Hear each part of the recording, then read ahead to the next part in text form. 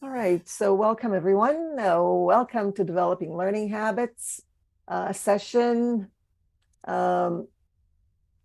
originally decided upon, or the idea came from Suchita, who's the lead moderator this year.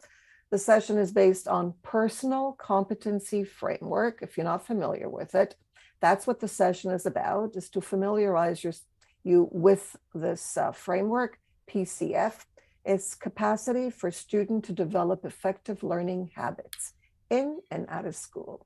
As teachers, we want to see our students developing learning habits, good learning habits that will facilitate their school learning period and future careers. So it's not just during school, but it's throughout life. The session is based on learning habits in personalization by Sam Redding and Janet Timon.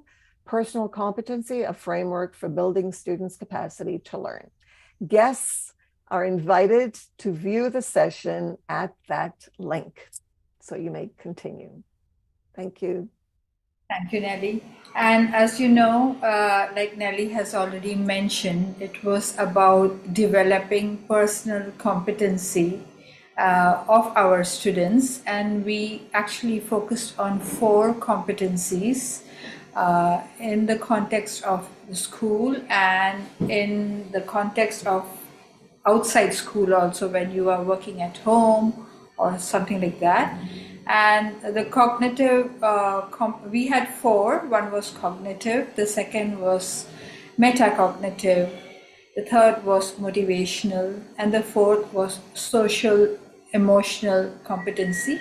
And together, when we combine all the 4 competencies and we work on improving the 4 competencies, we develop good learning habits among our students so that they can master the content they come across in their classrooms, outside their classrooms, and wherever they are carrying out the learning process. And then this mastery takes us back to reinforcing all of the 4 competencies. So in the course, we were looking at the different competencies, trying to understand what they are and how they influence learning among the students.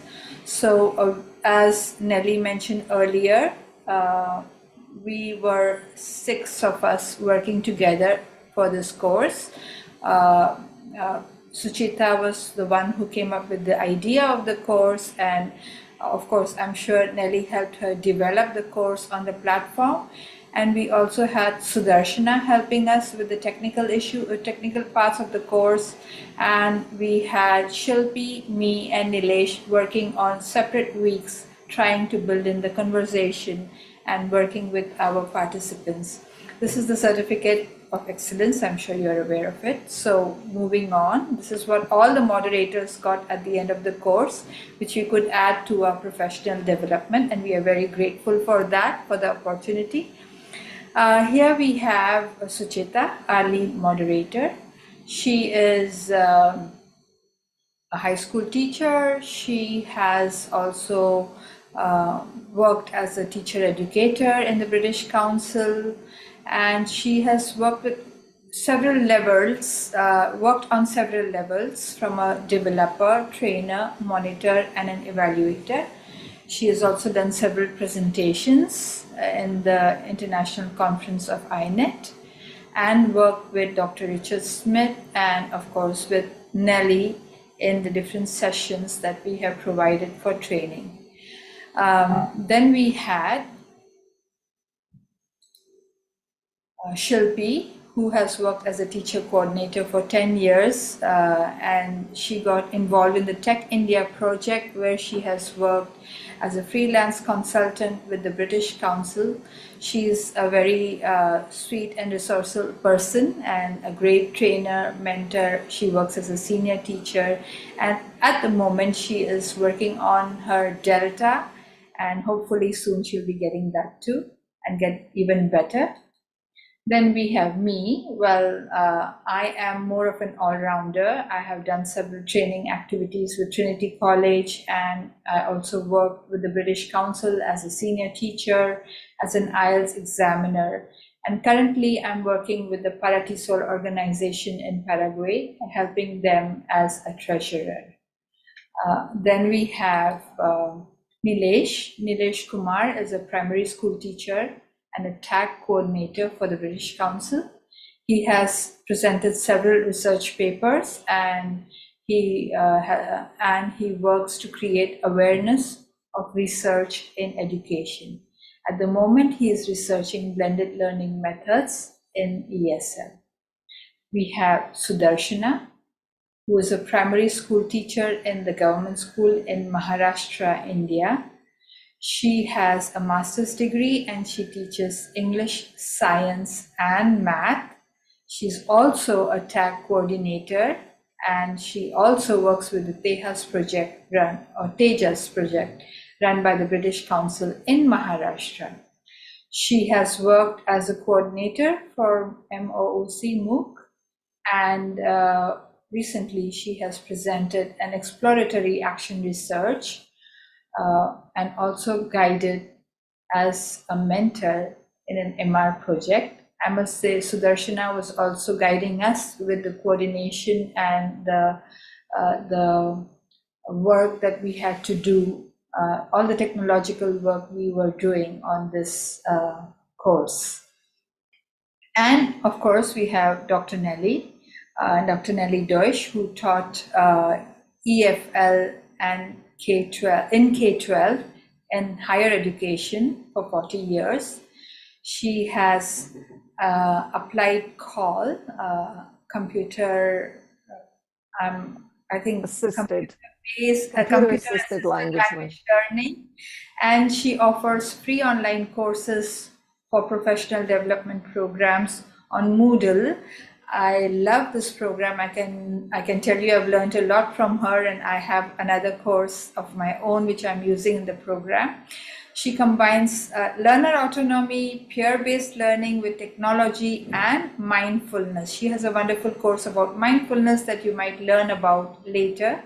She's also a co-chair elect of TESOL Call interest group, and she leads EVO 23 coordination team. She's currently a co-chair of TESOL Core IS and a faculty member of Immersive Technologies in a Masters of Science program. So this is our team, and we all work together to make this program happen. Over to you, Shilpi. Oh, I think it's Nellie. It's sorry. Me. 60 participants, a bit more from last year, I think, from 24 countries joined us this year. Can you go on to the next one? Yeah. 2 participants completed all the activities. Some were close, but not quite. So many got lots of badges, but for the weekly tasks that they completed, but only 2 completed the course. Go on. The background, this session was on a Moodle platform where we provided support 24/7 to the participants. And we used GoBrunch for the synchronous. We had 1-hour weekly meetings, which were very, very useful. And as I said before, these live meetings provide bonding, a chance for all of us to get together as people, not just as participants in an LMS. So I think that the live synchronous meetings are very, very important. Go on.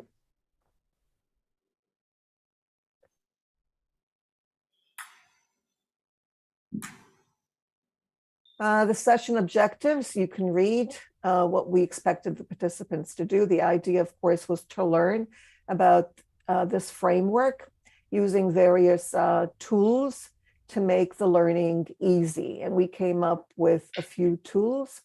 Aminote for collaborative note-taking and reading, so it wasn't boring. Participants were not required to do the reading. It was just suggested because there were discussions based on the reading. So the readings helped with the discussions later on. Can you go on? So these were the techniques that we used. First of all, reading, individual or team annotations. Okay,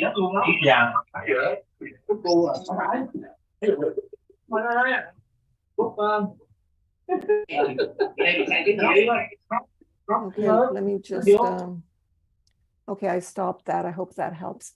And then apply the information. That was the idea, to learn and apply, to learn in a fun way. Create 10 Kahoot questions. And this is a way that they tested one another. Of course, peer learning is involved here, where you create Kahoot questions with images that help you find the answer, but you really have to search for the information and learn it through a game, through Kahoot. And then they played each other's challenges. So it wasn't Kahoot Live, it was Kahoot Challenge, which is something that you can keep open for about a month. They used active learning in that they used the glossary of terms so that they can familiarize themselves with the jargon of these learning habits based on the framework.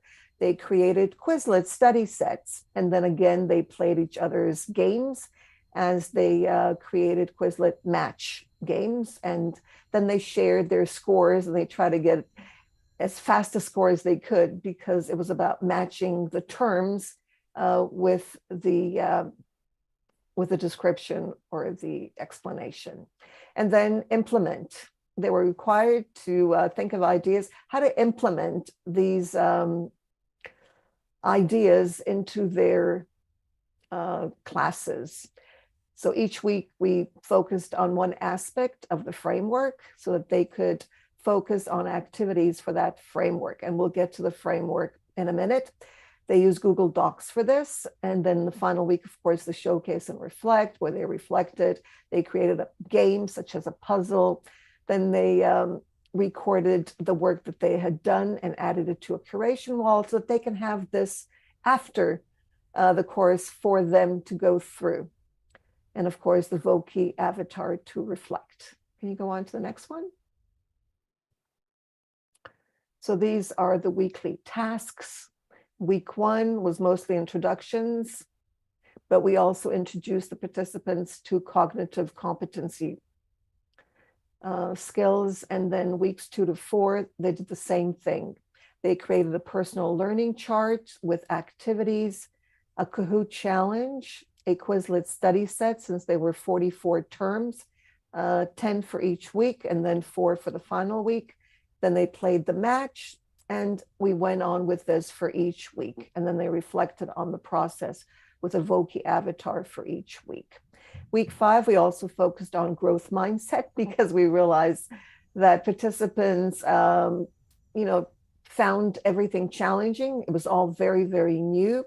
So reading about or listening to Carol Dweck speak about growth mindset helped. Then they discussed the benefits and challenges and having a reflective practice as a way to learn. Go on. This is just an example of the glossary of terms. Agency, for example, so they learned these terms and the explanations on personal competency before they created their Kahoot. And this is just an example of what the personal learning plan, they took 1 or 2 students and they created a personal learning plan for them with their students based on week 1, which was cognitive, week 2, metacognition, motivational, and then social and emotional in week 4. Go on. And I think this is Shilpi. Shilpi, yeah. Shilpi? I don't know if she's here. Yeah, she just needs to unmute. Oh, no, wait, she needs voice because we had someone misuse it. Okay, go ahead, Shilpi. Sorry about that. It's okay. I had to get rid of them in the fastest way I could. Go ahead.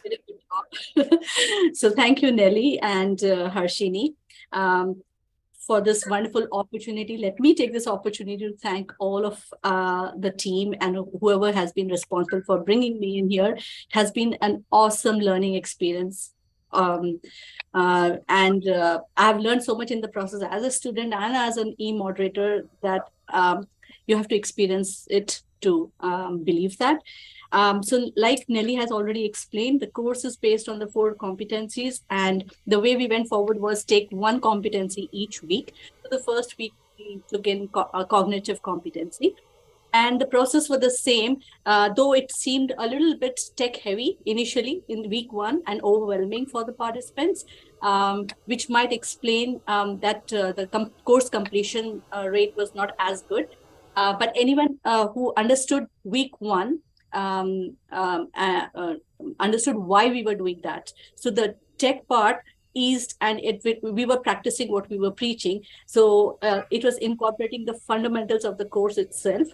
All the competencies were being incorporated in the tasks. So doing the tasks was one way of enhancing that particular competency.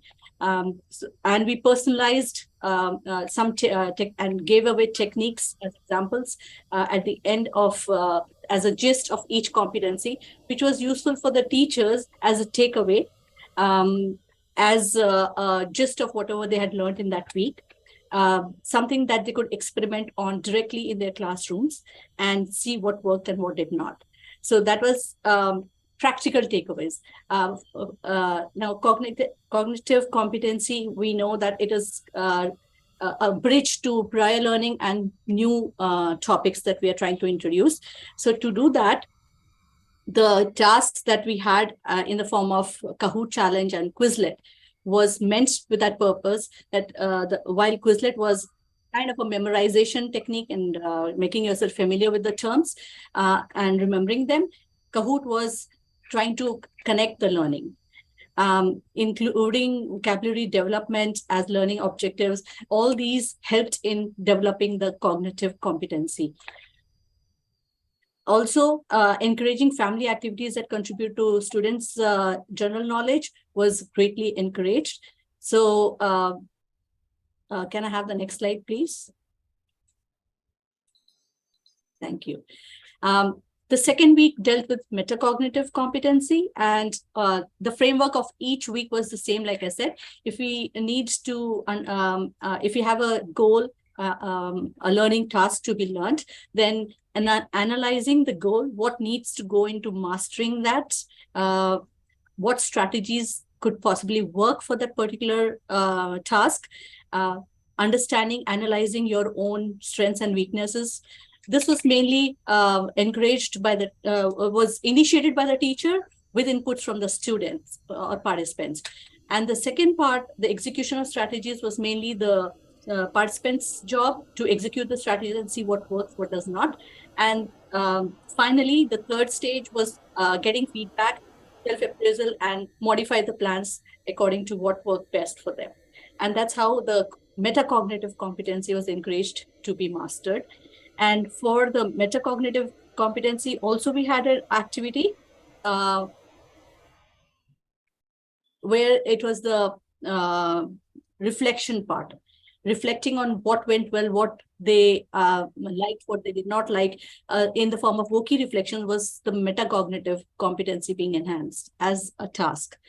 And again, lot of takeaways for the teachers with practical applications of how to do and what to do. So think aloud activities like TAPS for paired problem solving methods were one of the ways suggested to develop metacognitive competency. Memorization techniques like mnemonics or monitoring your own progress. Telling Shilpi, if I may, we need to hurry up because we're reaching the end of our presentation, or we've reached the end. So these were basically takeaways for the teachers, and all the techniques summarized in the whole reading resource given on Amanote was what was put in for them. And next slide, please. And the same for motivation, motivational competency. Whatever the learning task, the students filter why the goal is important, believe in own ability to achieve that goal, and have a growth mindset. And like Nellie said, that we had an article added at the end, because we felt that in week 1, some participants felt overwhelmed with the content and the tech part. And so there was slow progress, and we had to encourage and motivate them that if there is no learning, you wouldn't be here. So growth mindset was very important. That's what motivational competency was about, to pursue and perfect yourself. And these were again the takeaways, the different ways that you could enhance your motivational competency. Harshini, could you go faster, please? Because we're finished. And the social emotional competency also had, so there were teachers' actions that are expected. If she demonstrates empathy and good social emotional skills and models them, and understands the students' sentiments, where they're coming from, not being too judgmental or assuming too early, the students' behavior can be developed. Harshini, can you go on? All right, so these were some of the references. Thank you. We'll have to go on faster because our time. Just go on to the next slide, please. The next one. Yeah, the next one. These were some of the feedbacks. You'll be able to read it on your own. Go on. The badges of the week. Keep on going. Go on. Go on. Next. Certificate. Go on. Some of the references. Go on. So thank you, everyone. I don't know if we have time for a Q&A, maybe 1 minute. In any case, just wanted to 2 mention, minutes. 2 minutes. I just want to mention that the participants, only 2 participants started the course. The others never started. So this is something to think about. It has nothing to do with the actual course, but it has to do with joining and never starting. So that's something to think about for next year. Yes, that's something to think about for us too, for next edition of EVO. Okay, questions? Larissa or Doris or anyone who's there? Any questions? There are no questions in the chat. Okay.